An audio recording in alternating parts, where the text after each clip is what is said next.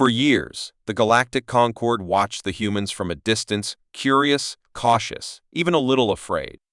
Ever since Earth joined the interstellar community, their behavior had been strange. Unlike other species who rush to make alliances, share knowledge, or show off technology, humans kept their distance.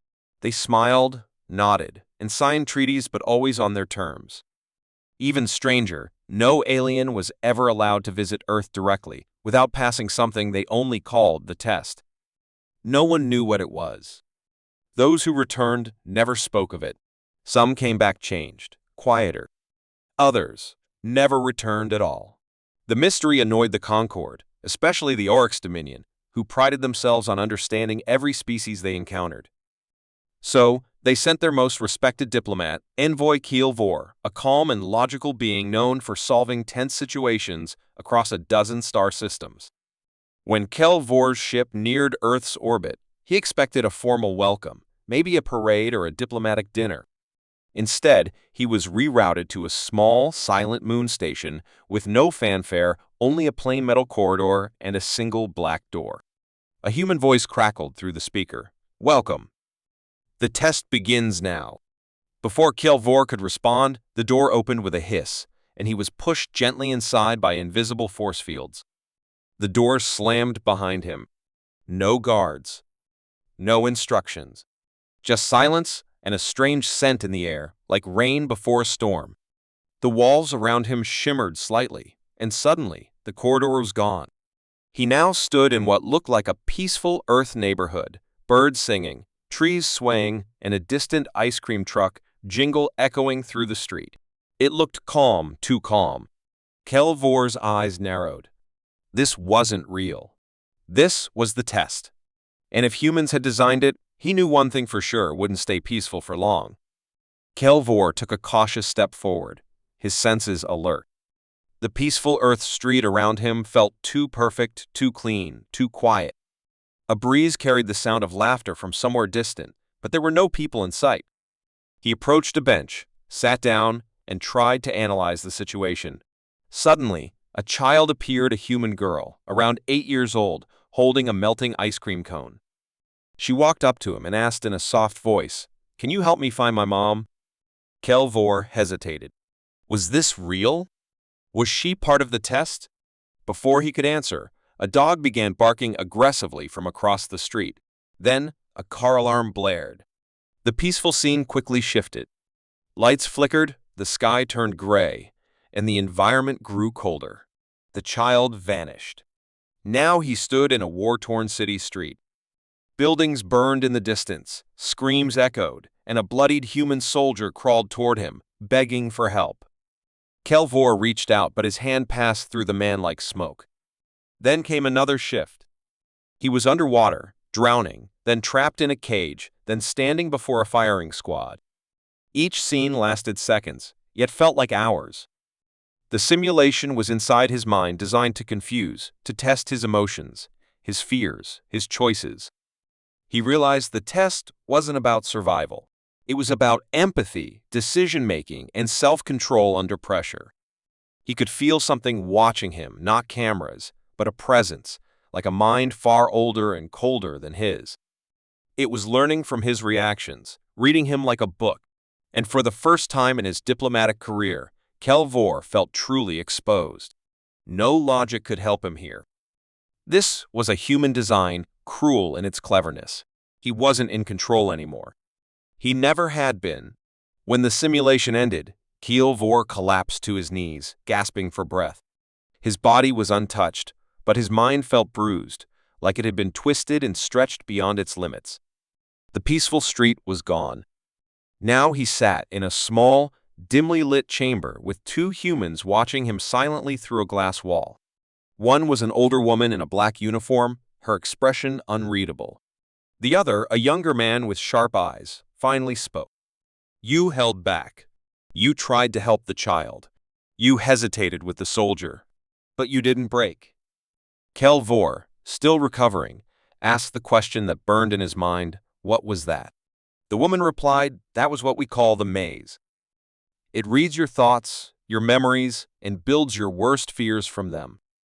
It shows us not what you say, but who you are when no one's watching. Kelvor's voice trembled. Why this much secrecy? Why such cruelty? The woman stepped forward, her gaze firm. Because we learned the hard way. When we first joined the galaxy, we trusted too easily. Some smiled at us while planting knives in our backs. One species even used our kindness to study us, almost wiped out a city before we stopped them. So now, no one comes close unless we know they are safe. The test is our shield. Kelvor was silent. The humans had hidden their fear behind strength, their pain behind rules. He understood now this wasn't arrogance. This was survival. He looked up and asked, "How many passed this test?" The man smiled faintly. "Very few. You're lucky to be here." Behind the glass wall, Kelvor saw a door slide open. A soft voice spoke, "Welcome, envoy. You've earned your next step." But deep inside, he knew the real test might not be over yet. News of Kelvor's survival spread quickly through the Galactic Concord, but something about his report troubled the Council. His words were careful, almost too calm, as if weighed down by fear he couldn't name. He confirmed the existence of the human test but shared no details, only that it was non-negotiable and necessary. That silence sparked curiosity and arrogance among other species. The Exarn Dominion, proud and aggressive. Their ambassador, a battle-hardened warrior named Zarkal, volunteered to face it himself. He arrived with confidence, expecting a game of riddles or logic. Instead, he disappeared into the same silent moon station. Hours passed. Then, a day. When he finally returned, his ship drifted without control, and he was found unconscious, restrained in his own escape pod. The Exarn command retrieved him, but he never spoke again. Whatever he saw broke something deep inside. Other species were less lucky.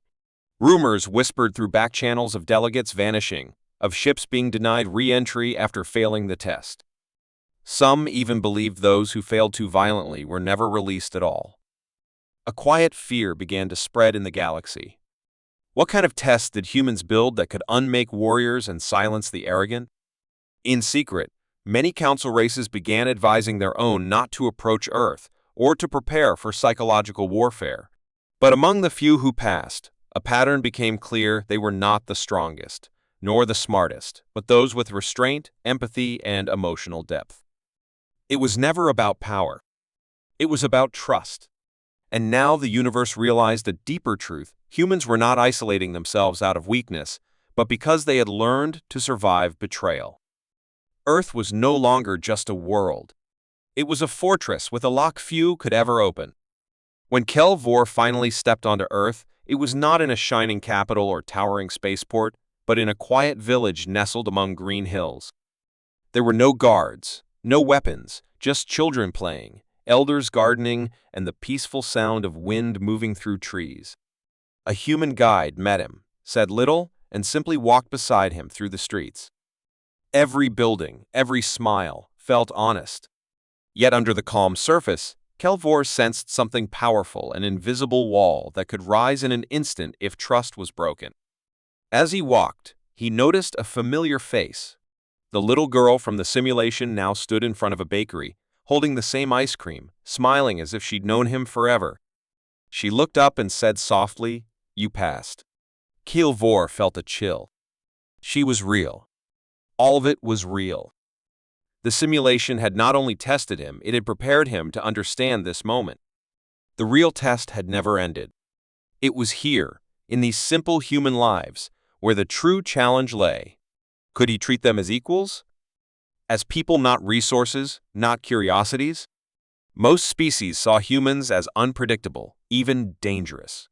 But now he saw the truth. They weren't afraid of others. They were careful because they knew exactly what they were capable of and what others might do if given the chance. This village, this peaceful welcome, was the final stage. A test not of fear or courage, but of respect. Behind every soft word and quiet smile was a reminder: Earth didn't offer trust freely. It had been earned, not given. And as Kelvor stood there, watching a boy help an old woman carry groceries, He understood the final lesson: only those who saw humanity for what it truly was would ever be allowed to stand beside it.